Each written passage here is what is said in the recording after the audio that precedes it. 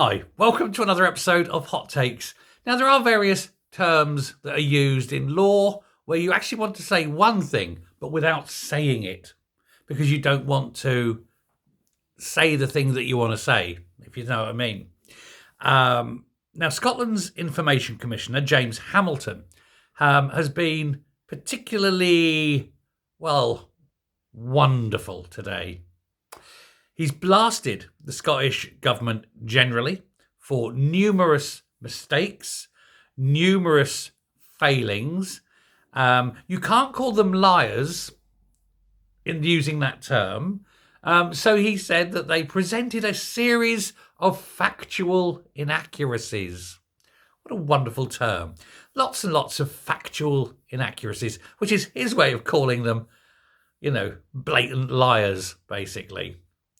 And it's even worse than that, because we're going to be talking about the whole case of cranky Nicola Sturgeon trying to cover up with the probe into the whole of the Alex Salmond affair. This is where, in my opinion, and it is only what I think, it's not necessarily true, but I believe that she was directly involved in the fabrication of evidence that was used to perform a coup d'etat to get rid of Alex Salmond as leader so that she too could be installed as leader. And then she pushed it beyond that, all the way up to a court case in the hope that he would be found guilty and go to prison. That's how much hatred is in this tiny dwarvish person, the form of Nicola Sturgeon.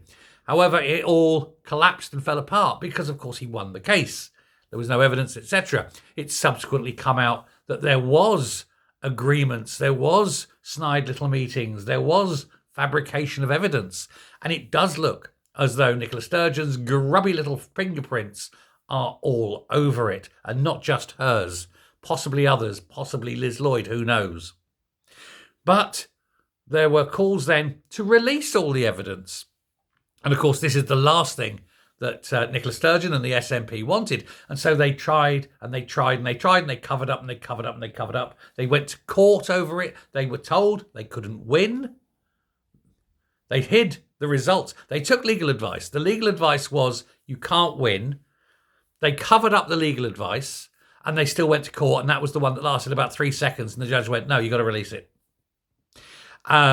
But they even covered up the legal advice. Now it's been revealed that the legal advice which was covered up actually said you cannot win. It is unwinnable. But still they went to court, even though the legal advice was they can't win. So hopefully they'll be presented with a bill for taking this to court.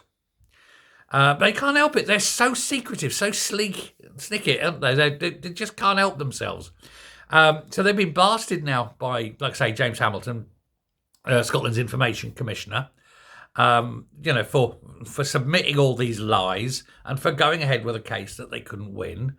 And this whole scandal, obviously, is affecting the whole of the executive, because just about everyone who's there today was involved back then as well. It's not as though there's been a churn of personnel. Now, this has gone on for 3 years, back and forth.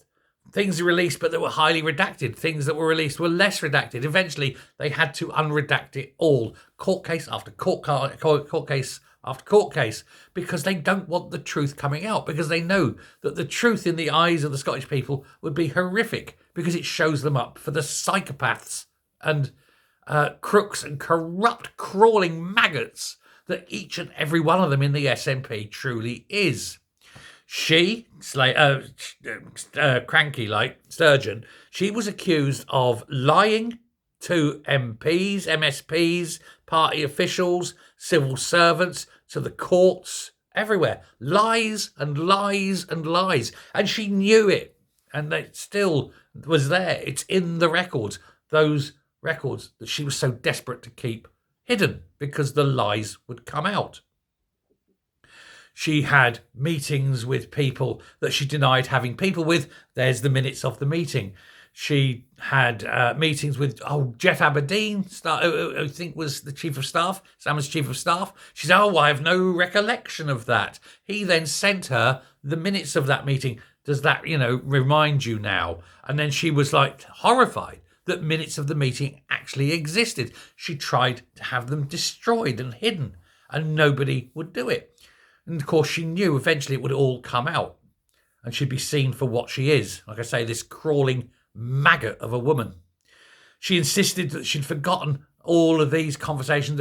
They had emails, and there she is in the middle of emails and WhatsApps about the conversation they presented them. But I have no recollection. Doesn't matter whether you remember or not, my darling. There's the evidence. We have the receipts. We have the smoking gun. There was this whole investigation, botched on purpose, I think, into the whole Salmond case. And then they presented that and said, oh, we've had this and we found no evidence. And of course, they were the ones running the investigation against themselves. It led to a vote of no confidence in her. Although this no confidence, she won it because, of course, they had the absolute majority and nobody had the balls to stand up and say, oi, Sturgeon, you're a lying little shit. Even though it's now been proved that she's a lying little shit. And you see how I'm not using allegedly. There's nothing she can do. It's been proven she's a lying little shit.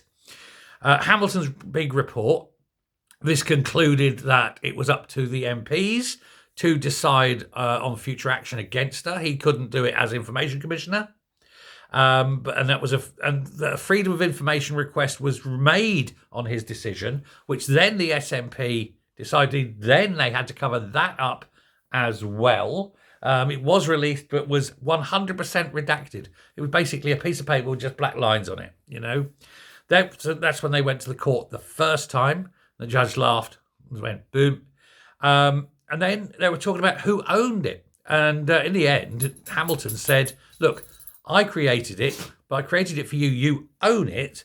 He says, but as the author, I have ownership too. So if you're saying that you don't own it and it's up to, you know, whoever owns it to release it, well, that's fine. He says, I'll release it. That's when they panicked and they went back to court again. And that's when they had the legal advice saying they're going to lose again. Another piece of legal advice saying they'll lose. Went to court, another one, got released.